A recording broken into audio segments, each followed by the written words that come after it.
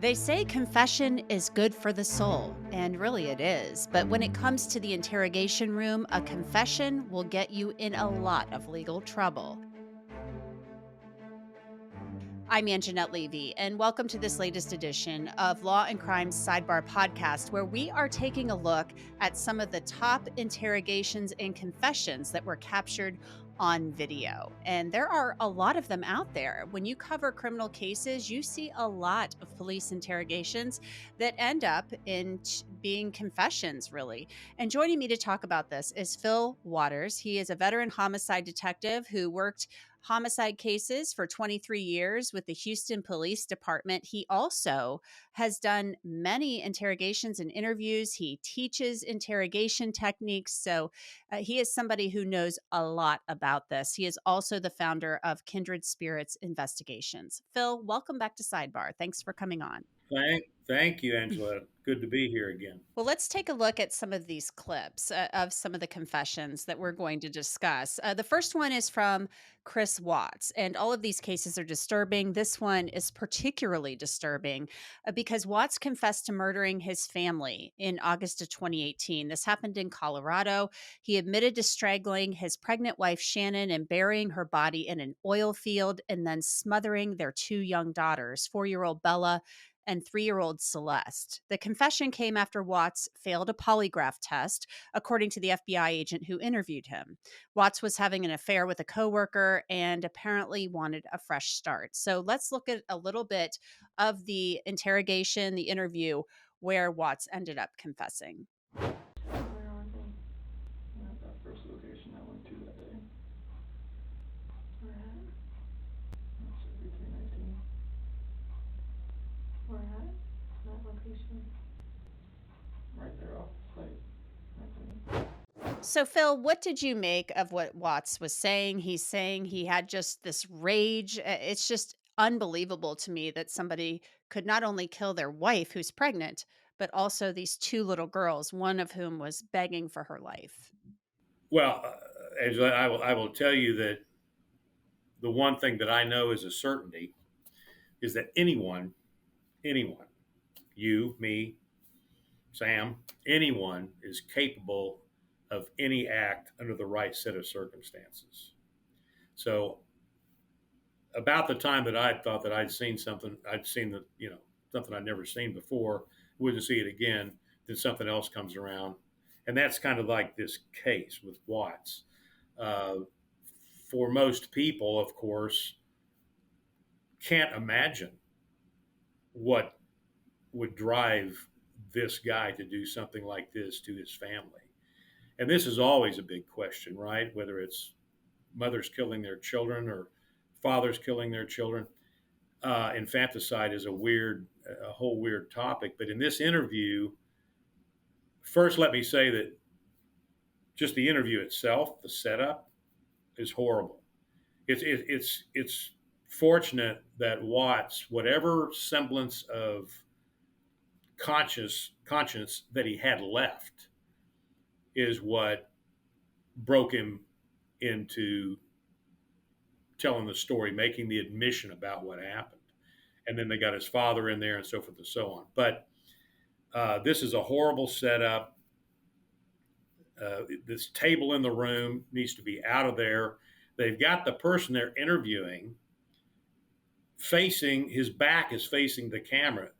So those detectives sitting there on either side of that table, I'm kind of watch what he's doing.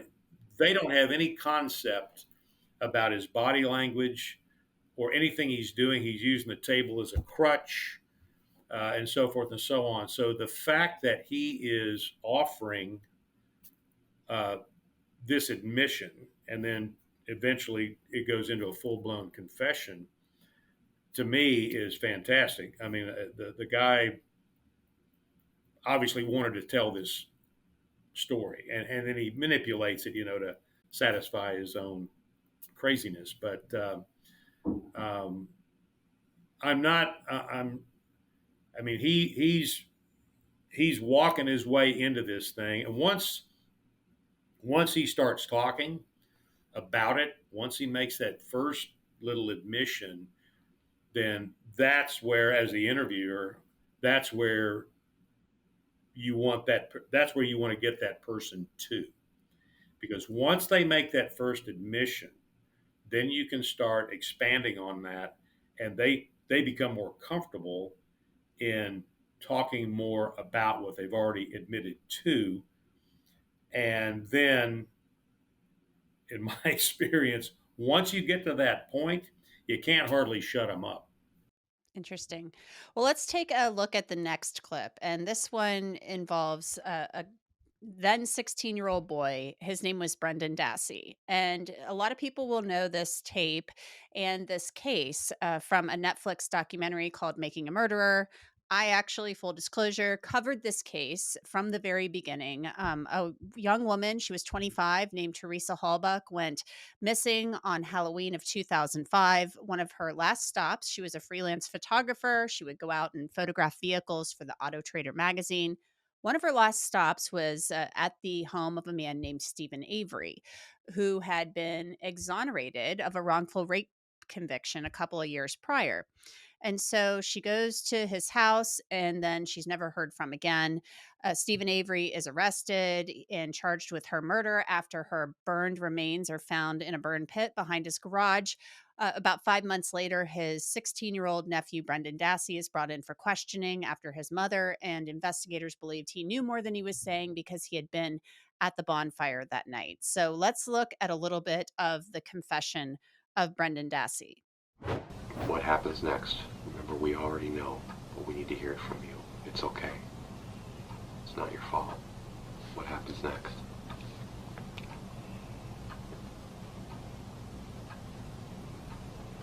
Does he ask you? He does, doesn't he? We know. He asks you, doesn't he? What does he ask you? Said if I wanted a girlfriend. Tell us how he said it. That if he wanted me to get some play. There. Okay. And then what happens next? They said that if I wanted to, I can go get some, but not right now. Oh, come on, be honest. You went back into that room. Don't let us down, Brendan. We know you were back there. Let's get it all out today. This will be all over with. Yes, if you want some, right? That's what you told us. Mm-hmm. If you want some pussy, Where what do do you you go? tell him?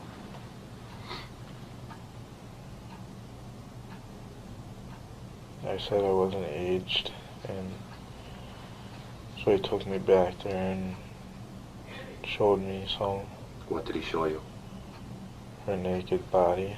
Okay, is she alive? Yeah, Is she talking? yeah. What's she saying?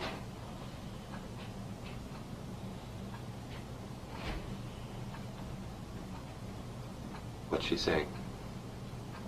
I know it's hard, but you gotta tell us. What did she say? The video will never go away unless you can talk to us about it.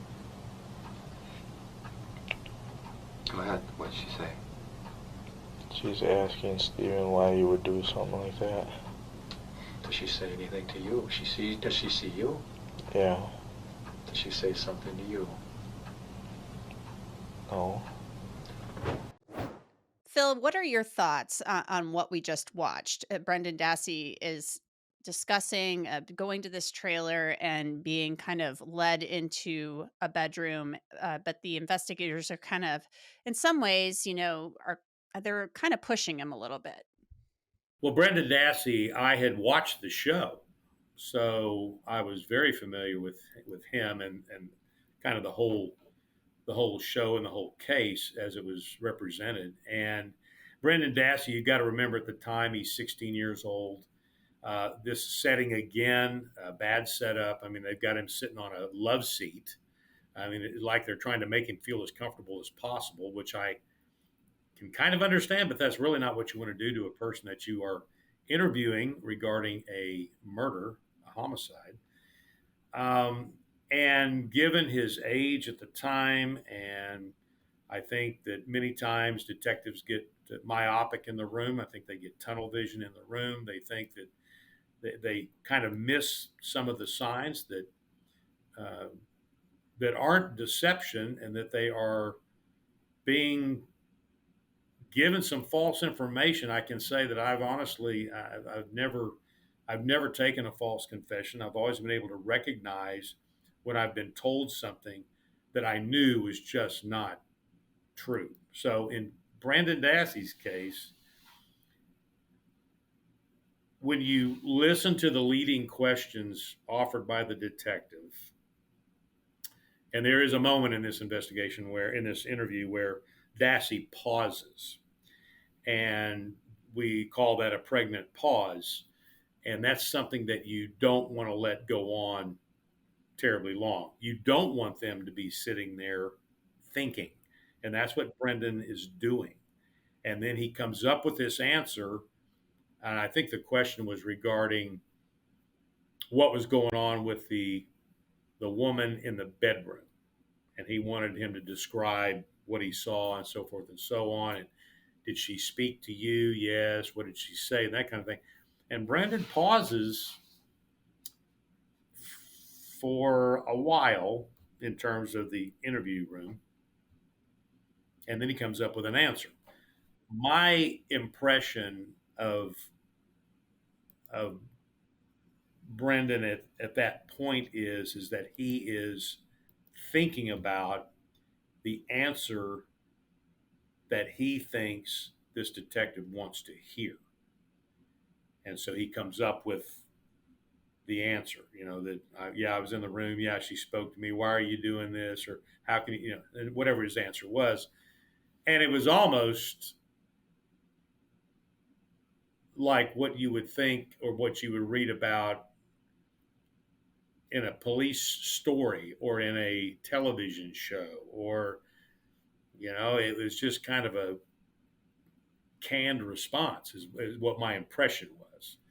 And so I think that, and I think you certainly can correct me if I'm wrong, but I think since that time, Dassey has recanted all of this, right? Do I remember that? He did. He testified at trial and recanted, and he and his attorneys have maintained that it was a false confession. It's been very controversial. Um, prosecutors say, that maybe parts of it were not the truth, but they still believe he was a party to this crime. So, well, that may be true. it, That may be very yeah. true. He may be a party to it, but in terms of that interview and what he said, I'm not sure that confession wasn't something that he made up to satisfy the leading questions of the detective. Let's move on now to our next case. It involves Dylann Roof, another very disturbing case. Dylann Roof was a white supremacist who went to a church in Charleston, South Carolina back in 2015. He was actually welcomed into this church. It was a predominantly African American church called Emmanuel African Methodist Episcopalian Church. And he went in there, was welcomed in, sat down for a prayer group of sorts, and then Dylann Roof started shooting people. He killed 9 people, including the pastor, and wounded a 10th. There was a manhunt for him. He was found a short time later in North Carolina. So let's look at a little bit of his police interview. Well, can you tell us about what happened last night?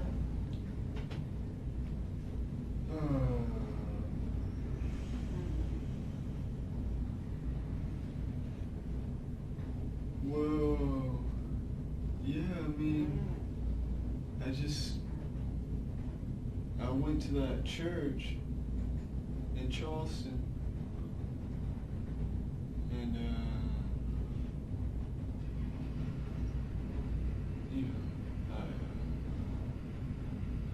I did it. You did what? Well,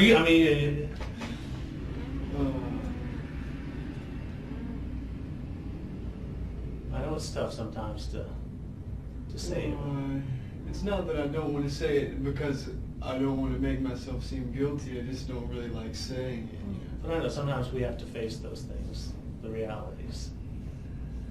You know. We don't want to put any words in your mouth. That's why. Right. That's why Agent Stansbury just was asking what it exactly is that you did do. Well, I killed him. Oh, well, I guess. I mean, I don't really know. Well, I mean, I don't know how many people or anything like that. so did you shoot him? Yes. What kind of gun did you use? A Glock 45. Phil, Dylann Roof, they knew who they were looking for. They knew he had done it. They knew that he killed these people. This was not a secret. This was not a whodunit. So why do you need a confession? Well, I tell you, you always, and this is what I instruct to detectives, is that you always go for the confession.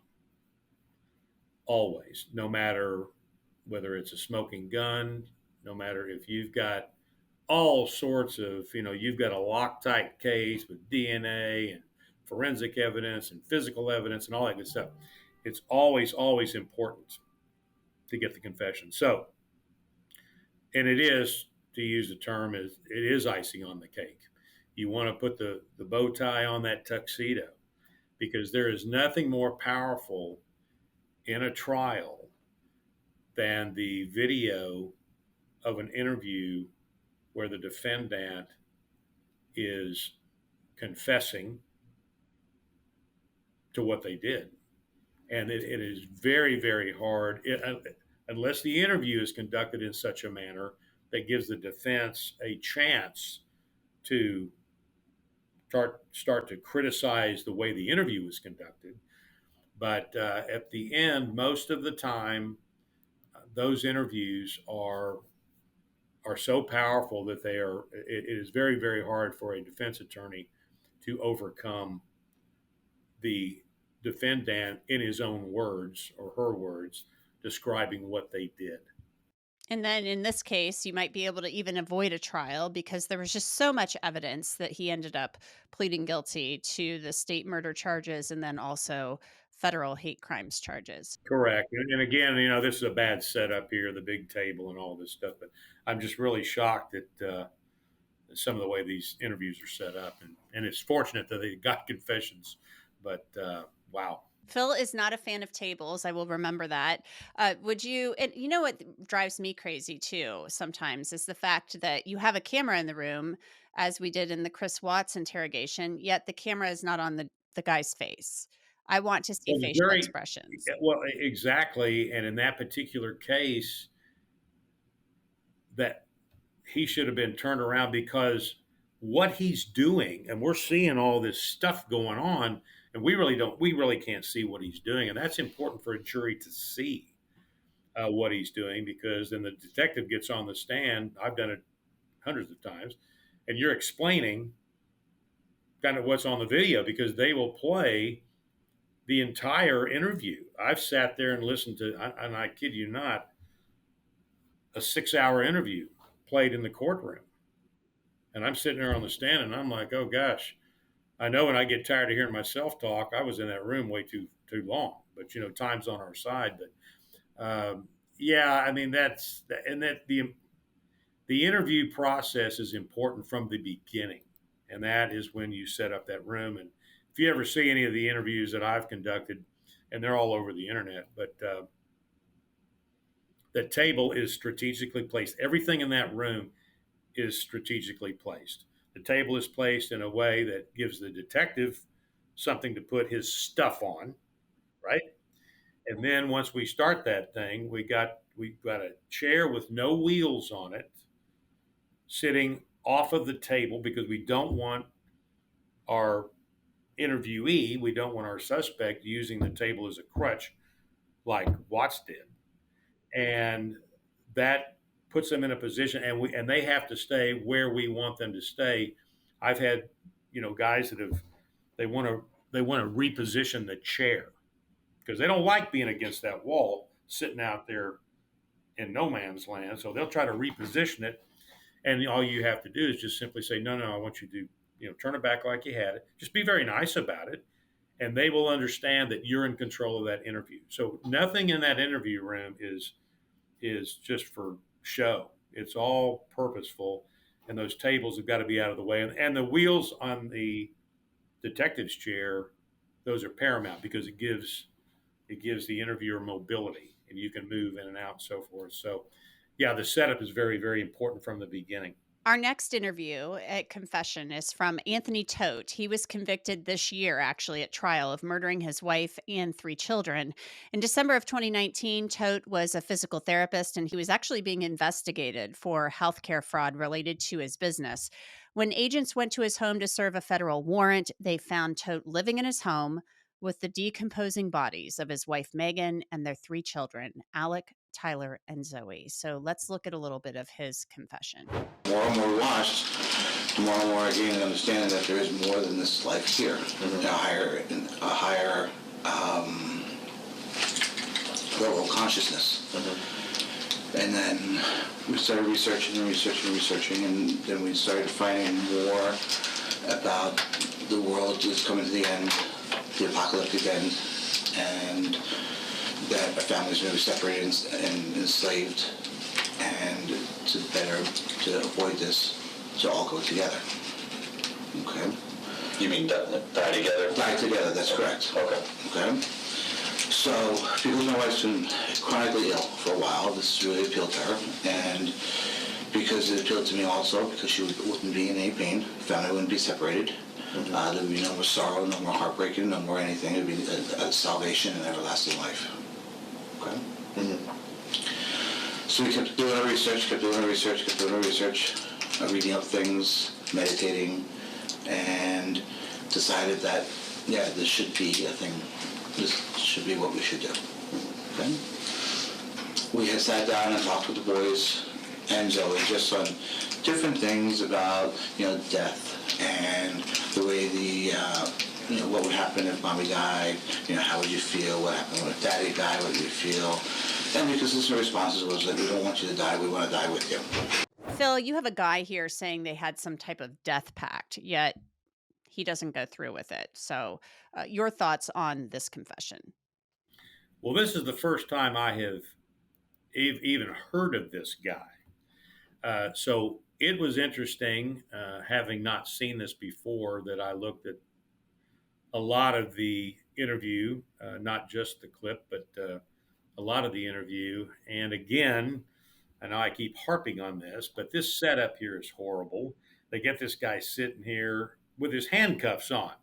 I mean, that's like the first thing you want to do is get those cuffs off and so forth and so on. Fortunately for this guy, he strikes me as a person who he is inherently evil, and whatever his story here is listen to this death pact and all this other stuff. Of course, he is the only one that doesn't go through with it. And I don't know what the tox test showed and so forth on the family, but he's already got this story together. I mean, he knows he's going to get caught. I mean, he leaves the bodies in there while they're decomposing, which I can't even imagine.